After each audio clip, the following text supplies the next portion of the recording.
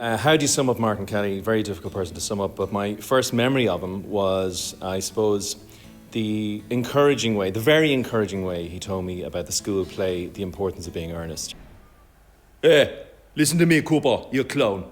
Auditions are immediately after school for this play. Now, I'm told you want to act on stage as opposed to just acting the idiot in class.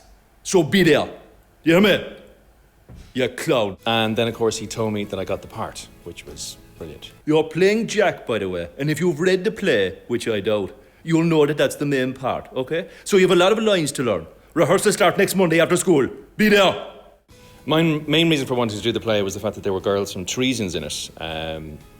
Although actually them being from Treasons was sort of incidental. It was just the fact that there were girls. There were girls in the school, and that was enough to draw me into the rehearsal room.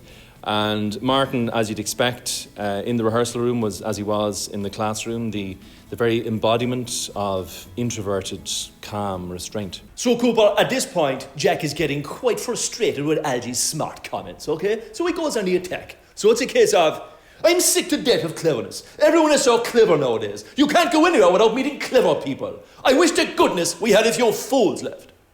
Okay? That's how you do it. He also taught me how to do Oscar Wilde in a Cork accent, which is pretty unique. My dear fellow, what on earth is there in that? Some aunts are tall, some aunts are not tall. This is a matter that surely an aunt may be allowed to decide for herself. You know, Cooper, so nice and contained like that. You follow? I think he actually wanted to play the part himself, if he was really honest with himself. I think that's what he wanted.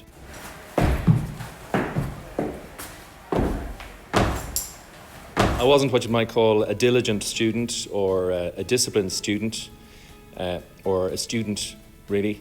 He was an inspiration. Martin was absolutely an inspiration to me. So you have to have a lot of expression, you know, when you're talking. You have to, you know, this is the way you come onto the stage, for example. You don't want to come on like that, you know, apologising. You walk on like that. I don't think I would have become an actor if it wasn't for that experience, and for him, really. And I think he, as a teacher, really seemed to revel in what he was doing and really seemed to enjoy what he was doing, and that certainly had a huge infectious effect, I think, on everybody, and certainly on me. So I'm sure he's going to hate all this attention, but Martin, I'm sure I'm not speaking just for myself when I say have a brilliant and very well deserved retirement.